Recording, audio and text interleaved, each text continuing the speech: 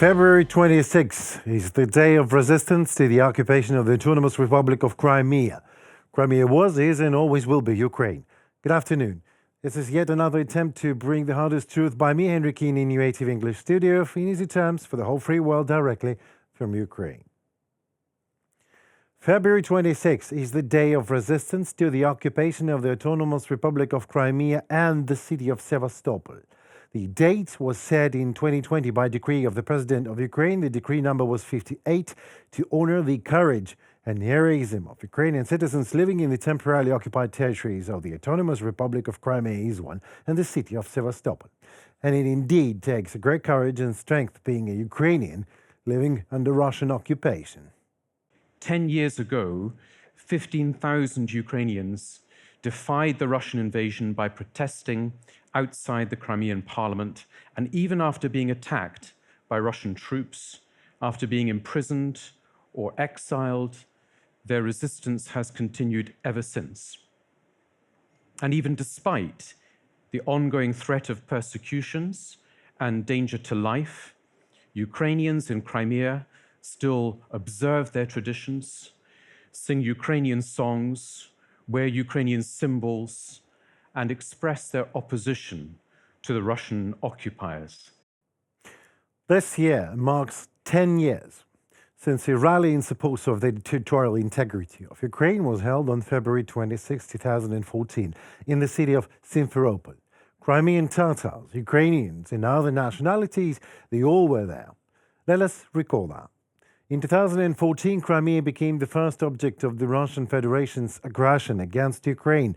Long before occupation, Russia was getting ready, of course, creating a powerful, influential agent network that aimed to destabilize the social and political situation.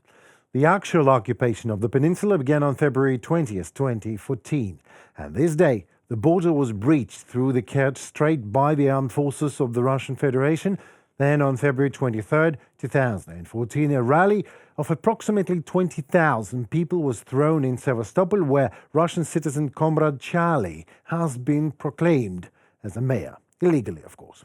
On February 26, the Russian special services, copy-pasting the Sevastopol scenario, instigate the alleged, I quote, mass dissatisfaction with the Kiev authorities, end of quote, of the residents of Simferopol and stage a gathering of supporters, the so-called Russian Spring, in front of the Crimean parliament.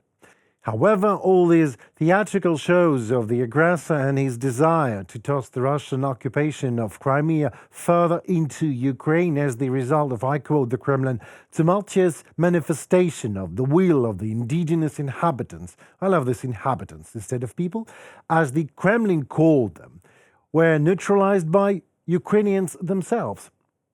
On February 26th, the call of the Majlis of the Crimean Tatar people, thousands of citizens came to Verkhovna Rada of Crimea. The participants of the patriotic action called for resistance to the Russian occupation and declared to the world the sovereignty and integrity of the Ukrainian state. The rally gathered from 5 to 10,000 participants, approximately. The next day, at 5 o'clock in the morning, regular military formations of the Russian Federation seized the parliament and the government of the Crimea and seized the buildings. On February 28th, the Verkhovna Rada of Crimea, under the supervision of the Russian armed forces, voted to hold the referendum on the status of Crimea. On the same day, units of the, let us call a spade, Soviet Russian Federation began blocking Ukrainian military units and facilities in the peninsula, seized Belbek and Simferopol airports, and land entrances to Crimea from the Kherson region. On March 16, 2014, a pseudo-referendum on the status of Crimea actually takes place. This event, staged and directed by Russia, was boycotted by the Crimean Tatars and other patriots. On March 25th, the last military unit flying the Ukrainian flag in Crimea was captured. It was the sea trawler Cherkasy of the Navy of Ukraine.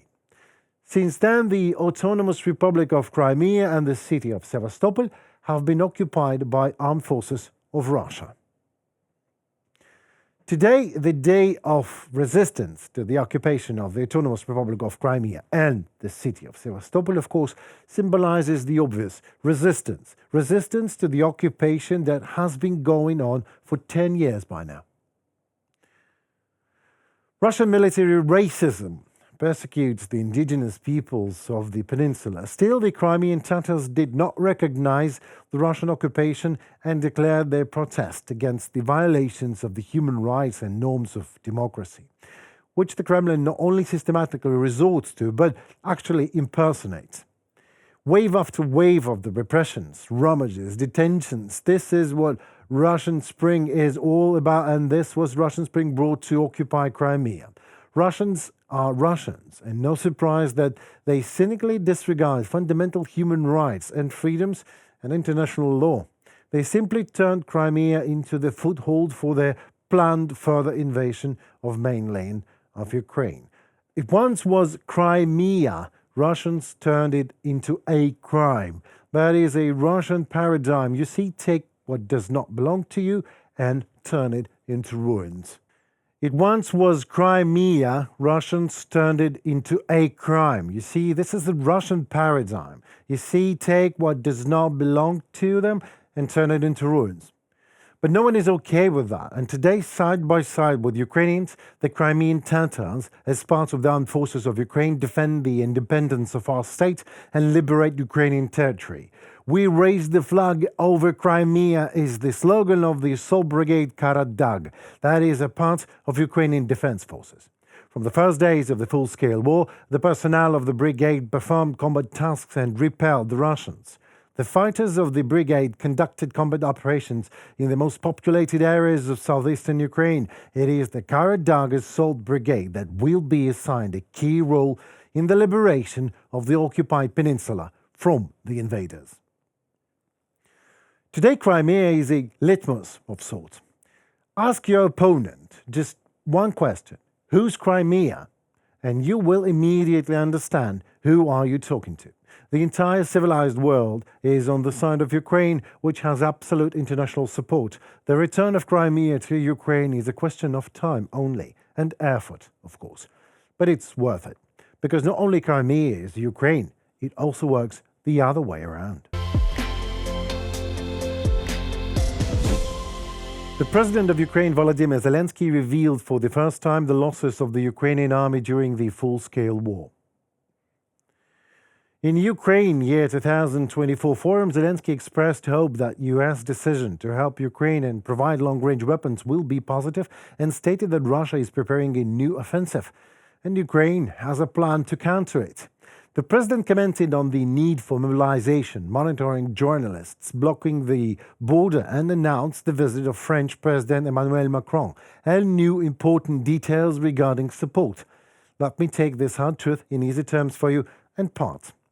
On the Global Peace Summit at the first summit on the Ukrainian Peace Formula, which will be held in Switzerland this spring, a plan should be developed, which a special team of negotiators will then hand over to Russia. By all means, this does not mean that Russian Federation will approve it, of course. However, Ukraine does not want any formats of negotiations to be imposed on it, and this summit, the diplomatic initiative should come only from Kiev. Now on the victory. When asked whether Ukraine will lose the war and whether it is time to talk to Putin, here was the answer. А можна говорити з глухою людиною? Can you talk to a deaf? The one who kills his opponents. We will offer a platform where he can accept that he has lost the war, that it was a big mistake. Will Ukraine lose? I'm sure not. The most difficult was 2 years ago, and we simply don't have such alternative. If Ukraine loses, we simply cease to exist. On receiving long-range missiles from the United States of America and on the delay in the U.S. Congress regarding, Zelensky is hoping.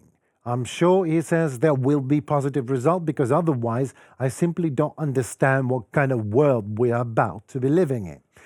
Well, let me take a wild guess for you, Mr. President. It probably will be Donald Trump's sandbox world, where he can play with his beloved toys, a nuclear club of Russian friendship, Machiavellism, and Philistine populistic patriotism. Unblocking the aid in the United States Congress must happen within a month. Senators and the president are aware of Ukraine's requests and situation, and so is the world. Emmanuel Macron of France will soon pay a visit to Ukraine. The date has not been announced yet for obvious security reasons. Ukraine expects from France and partners several dozen more artillery systems and, I quote, some other things which will be announced when Macron actually arrives. But the most important thing was the announcement of the losses of the Ukrainian army for the first time. 31,000 Ukrainian soldiers died. Далі була інформація. There was information from the Russians who said that Ukraine had lost more than 100,000 soldiers. They said they were killed, and they called that the Russians lost about 35,000-60,000, something like that. First of all, it's all a lie. It's all completely delusional. Every person is a loss for us. 31,000 Ukrainian soldiers died in this war. Neither 300 nor 150,000. What is Putin and his circle of liars lying about? But nevertheless, each of these losses is a big loss for us. Russian lost 180,000 soldiers. Дим, там у тебя сейчас во время начитки ты сказал 31 soldier, а не 31,000. Это проблема? Я потом прочитаю. Okay. Да, читай дальше. Also, as Zelensky informed, Russia is preparing offensive actions for May-June this year, and Ukraine is preparing back for this. And has its own plan, obviously. The turning point will be the elections in the United States of America in the fall. On the upcoming counterattack, Zelensky said there is a plan and it is clear. I cannot disclose the details. I do not have the right to do so. This plan is related to the change of leadership. Several plans actually will be prepared due to information leakage. End of quote. I hear a lot of criticism lately these days for Zelensky, and even some say, oh, if I was the president of Ukraine, I would do, and then they follow their imaginary plan. Well, here is a real plan for you. Top secret information leakage, aid procrastination in the United States, elections in the United States, pseudo-elections in Crimea, Russian attack, our counter-offensive, war death toll in Ukraine, war fatigue in the world and means to counter it, Russian influence on Polish border, Trump and his Putinism, Putinism and his Trump, China as a friend, China as a menace, China is a friendly menace, North Korean artillery shells, meeting with politicians, meeting with business, meeting with ambassadors, press conference in Kiev, lunch. That was a rough idea of President Zelensky's short to-do list for one day. Are you sure you could do any better? Well, thank you so very much for watching. I know you were expecting Paul Stelmach, but it is just me, Henry Keane, on UATV Studio, bringing the hard truth in easy terms. And I hope you like what we do for you. So if you really do, help us in return. Like, share, subscribe. Help us to deliver Ukrainian voice worldwide and to make it be heard. And let us know what you think in the comments below. We appreciate that a lot. Stay safe and tuned for more tomorrow. Bye.